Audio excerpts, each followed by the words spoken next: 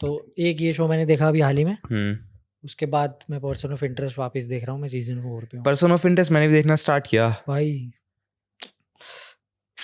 मैंने red on देखा है अभी मैं कहता रहा हूँ तू जिस जो आज हो रहा है ना एआई का, हाँ वो सब 10 साल पहले पर्सन ऑफ इंटरेस्ट में दिखा दिया गया। Everything, data manipulation, data hacking, election hacking, AI का extent. AI is just not a plot device. जैसे ट्रैवलर्स में डायरेक्टर था ना एआई, वो बहुत लिमिटेड था। इसमें AI full fledged artificial intelligence का एक्चुअल रोल है, इट्स अ कैरेक्टर। थोड़ा और बता। बाकी स्पॉयलर्स हो जाएगा फिर। अरे सीजन हाँ। 3 स्टार्टिंग का है, मैं तो बताता हूँ। स्टार्टिंग का जो शो का फॉर्मेट है वो मॉन्स्टर ऑफ द वीक वाला है। तुझे पता है ना वहाँ के प्रोसीजरल ड्रामास कैसे होते हैं? हर हफ्ते एक नया केस, जैसे तूने एलिमेंट्री देखा, हर हफ्ते एक नया केस, पर एक लार्जेस्ट हर एक एपिसोड में थोड़ा थोड़ा ब्रेड क्रम्स की तरह एक लार्जर स्टोरी भी चलती रहती है। स्टार्टिंग के 2 सीजन इसके ऐसे हैं, तीसरे सीजन के बाद से ये पूरी सीरियलाइज्ड हो जाती है। जैसे एक विलन का नाम ले लिया स्टार्टिंग में और वो आखिर तक कंसिस्टेंटली विलन का नाम आ रहा है, स्टोरी लाइन फिर वो मेन चलती है, पर उसके बीच में छोटे छोटे विलन आ रहे हैं। छोटे छोटे विलन आते हैं। विलन भी क्या कि मतलब इस शो का फॉर्मेट ऐसा है कि इसमें मॉन्स्टर ऑफ द वीक नहीं है, इसमें पर्सन ऑफ द वीक है। पर्सन ऑफ इंटरेस्ट इस शो का नाम इसलिए है, मैं बेसिकली कॉन्सेप्ट बताता हूँ तेरे को। कॉन्सेप्ट ये है कि 2001 का जब अमेरिका पे अटैक हुआ, तो उसके बाद हेरल्ड फिंच जो करके एक बंदा था, उसको गवर्नमेंट ने कॉन्ट्रैक्ट दिया कि तुम एक ऐसा सिस्टम तैयार करो हमारे लिए जो सब कुछ मॉनिटर करके, ईमेल्स या इंटरनेट पे जो भी कुछ हो रहा है, photographs, any information that is available on the internet, it would sift through all of that and then observe and then provide कि ये लोगों को कुछ गलत करने की कोशिश कर रहे हैं, they are somewhat terrorists। अच्छा हाँ, मैंने ये फर्स्ट एपिसोड में एस्टैब्लिश कर दिया कि उन्होंने just to keep an eye on every citizen. हाँ, सो ये एस्टैब्लिश कर चुके हैं मास सर्वेलेंस।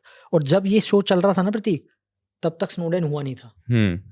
जब सीजन 2 आया तो स्नोडेन एक्चुअल में हो गया। जो ये स्नोडेन क्या है? स्नोडेन वाला कांड हुआ था, एनएसए की सारी फाइल्स लीक कर दी थी उसने बता दिया था पूरी दुनिया को कि ये सर्वेलेंस प्रोग्राम रियली है, यूएसए एक्चुअल में सब पे स्पाई करता है। ये सब वो 1.5 साल पहले दिखा चुके थे। Snowden happened and then they elevated the show to a new level, क्योंकि जो रियल हो गया फिर तो वो राइटर्स का पर्पस डिफीट हो गया ना। राइटर का पर्पस जो होता सोच है, रहे हो सही सोच रहे हैं, उन्हें कॉन्फिडेंस मिल गया। ये जो इस तरह दिखाया गया है कि बेसिकली हर हफ्ते एक नया नंबर उनको मिलता है। अब उनको ये नहीं पता कि इसको बंदे को बचाना है या इससे बचना है। ये शो का जो है हर एपिसोड का ये एक ट्विस्ट है कि ये बंदा खतरे, जो एआई उन्हें वो नाम दे रहा है, नाम दे रही है, नाम भी नहीं दे रही, सोशल सिक्योरिटी नंबर दे रही है उन्हें, बस आधार नंबर। हाँ, आधार नंबर बेसिकली कि इस बंदे पे थोड़ी सी नजर रखो, या तो ये परपेट्रेटर है या तो ये विक्टिम है। तो ये शो का मेन सीरियलाइज फॉर्मेट है। हर हफ्ते एक नया एपिसोड, हर एक नए एपिसोड में एक नया person of interest. This is why the show is called person of interest, कि इस बंदे में कुछ, जैसे क्रिमिनोलॉजी में टर्म यूज होती है ना, he is person of interest in this case, ये एक संदिग्ध है। तो ये संदिग्ध लोगों की कहानी है बेसिकली। बढ़िया। कितना चिलिंग नहीं है ये कि कोई ना कोई तुम पे हर टाइम नजर रखे हुआ है। यूएस में बिलीव कर सकता हूँ क्योंकि वहाँ पे काफी सब जगह। हमारे देश में मतलब इतनी डेवलपमेंट है हमारे देश में। हमारे देश में डेवलपमेंट हो जाए ना हो, हमारे देश में गूगल है। हमारे देश में डिवाइसेस तो उन्हीं के यूज कर रहे हैं हम। अच्छा, तू कह रहा है कि यूएस हम पे भी सर्विलेंस कर रहा है? सब जगह कर रहे हैं वो। There is a reason why Google got so big so quickly. Google अब उस लेवल पे पहुंच चुका है कि it is almost impossible to get rid of your life. मतलब कि तुम अपनी लाइफ से अब गूगल को हटा नहीं सकते। तुम ऑल्टरनेटिव ढूंढ सकते हो, बट देन मैं तेरे को बताता हूँ, मैंने पिछले साल इट्स इम्पॉसिबल, क्योंकि जो उनकी डिक्शनरी लाइब्रेरी एस्टैब्लिश हो चुकी है वो किसी और, जो डेटा उनके पास है, जब वो एक बहुत ही फेमस टर्म नहीं है, information is the new currency, तो उनके पास वही इन्फॉर्मेशन। गूगल हमेशा से ही असिस्टेंट यानी कि पर्सनल असिस्टेंट एआईज में सबसे आगे इसीलिए रहा है, because they have the most data to train on. अब तू ऐसे देख कि जो यूट्यूब पे वीडियो अपलोड कर रहे हैं ना, उसके भी सबटाइटल्स जनरेट हो रहे हैं इजीली। हाँ, यूट्यूब पूरा का पूरा सबटाइटल्स जनरेट कर रहा है, और फिर वो जेमिनी एआई ट्रेस कर रहा है जब उस पे फिर लिंक भी डाल रहे हैं, तो कि उस पूरी वीडियो में क्या है, लैंग्वेज टू अनदर। हाँ, it's not just now one language, it's one language और एनी लैंग्वेज। इंडिया की मेन 15 लैंग्वेजेस हैं जो हर मेजरली एरिया में यूज होती हैं। इफ आई इग्नोर डायलेक्ट्स जो होती हैं, तो एक, अब तो 5 मिनट का काम है यार, अब तो किसी भी वीडियो का समरी निकालना। मैं तो ऐसे देख, मैं एडिट का काम करता हूँ, क्या होता है मेरे को इंटरव्यूज बहुत देखने पड़ते हैं बड़े बड़े पॉडकास्ट में से, क्योंकि मेरे को कुछ यहाँ से वो निकालना है, यहाँ से किसी एक्टर का कुछ निकालना है, वहाँ से किसी इंटरव्यूअर का कुछ निकालना है। तो अब मैं इंटरव्यू नहीं देखता, मैं वो लिंक लेता हूँ, मैं वो परप्लेक्सिटी में डालता हूँ, उसको एक अच्छा सा मैंने प्रॉम्प्ट निकाल के रखा हुआ है। ये क्या था? मेरे गले में ये तूने क्या गेर सा मारा अभी? मुझे लग रहा है बिल्ली का बाल मेरे गले में फंसा हुआ है। तो हाँ, तो मैं उसको ये लिंक देता हूँ and then I type simply अपना प्रॉम्प्ट कि बेसिकली उस प्रॉम्प्ट का जिस्ट ये है कि ये जितना भी कॉन्वर्सेशन में तेरे को दे रहा हूँ इसको डीपली एनालाइज करो, इसके टाइम स्टैम्प निकालो और कॉन्टेक्स्ट अलग से प्रोवाइड करो मुझे। तो वो 3 सेक्शन देता है मुझे। पहले सेक्शन में सिर्फ समरी होती है, दूसरे सेक्शन में टाइम स्टैम्प होते हैं, यहाँ से यहाँ पर ये बात हो रही है, यहाँ से यहाँ पर ये बात हो रही है, और तीसरे सेक्शन में होता है कि जो इम्पोर्टेंट क्रक्स है वीडियो का वो अलग है।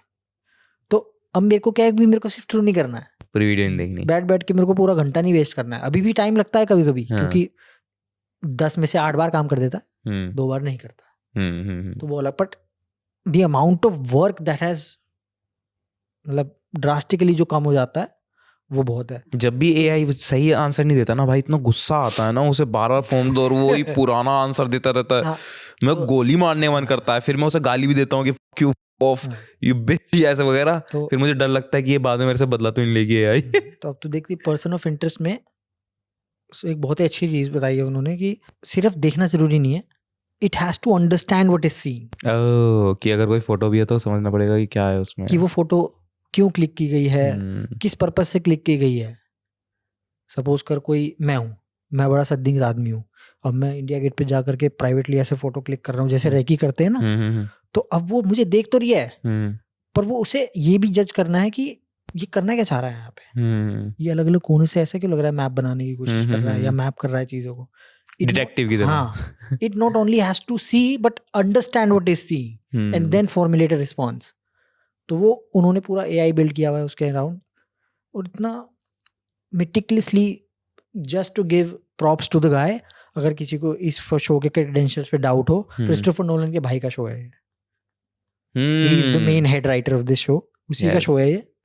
मुझे भी इसने ही बताया था, तो फिर उसके बाद मैं भी सरप्राइज था। जोनाथन नोलन जिसने इंटरस्टेलर लिखी है, डार्क नाइट भी उसी ने लिखी है। And this is the show that made me realize कि एक्चुअल में क्रिस्टोफर नोलन की फिल्मों की राइटिंग में जोनाथन नोलन का कितना बड़ा हाथ होगा। ओह अच्छा, कि वो रिजेम्बलेंस, वो थॉट प्रोसेस ऐसा।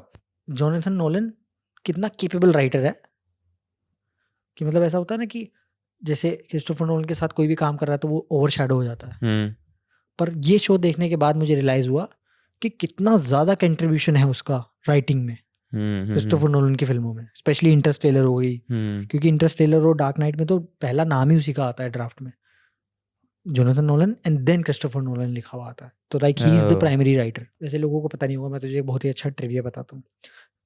हॉलीवुड फिल्मों के पोस्टर्स होते हैं ना, तूने उसमें देखा होगा रिटन बाय, फिर राइटर का नाम होता है, फिर एक तो होता है एम्बरसेंट वाला एंड, जो साइन वाला एंड होता है, एक होता है A&D वाला एंड। अगर एम्बरसेंट यानी कि साइन वाला एंड है तो इसका मतलब राइटर्स ने साथ में मिलकर फिल्म लिखी है। अगर A&D वाला है इसका मतलब दोनों ने सेपरेटली लिखी है। यानी कि तूने एक ड्राफ्ट लिखा, फिर वो ड्राफ्ट मेरे पास आया, मैंने जो चेंजेस किए वो अलग, और वहां से वो आगे चली गई। अगर वो एम्बरसेंट वाला एंड है तो हम दोनों ने साथ में कोलैबोरेट करके लिखा। बढ़िया। मुझे भी नहीं पता था कुछ साल पहले तक, और मुझे तभी ये भी मुझे पता चला कि किसी भी गिवन फिल्म पे जो WJ है वहाँ का राइटर्स गिल्ड ऑफ एसोसिएशन है वहाँ पे अमेरिका का, किसी भी फिल्म के लिए कोई चाहे कितने भी राइटर्स हों वो 5 से ज़्यादा राइटर्स का नाम नहीं लिखें। क्यों, ऐसा क्यों? क्योंकि उनका ऐसा मानना है कि ऐसा हो ही नहीं सकता कि एक स्क्रिप्ट 10 लोग लिखें एक साथ। हाँ, एक मेजरली एक ही बंदा लिखता है, फिर बाद में तो बाकी इम्प्रूवमेंट्स है। लाइक अगर आपको प्रोसेसरी क्रेडिट चाहिए तो you would have to make at least 15% of the change in script.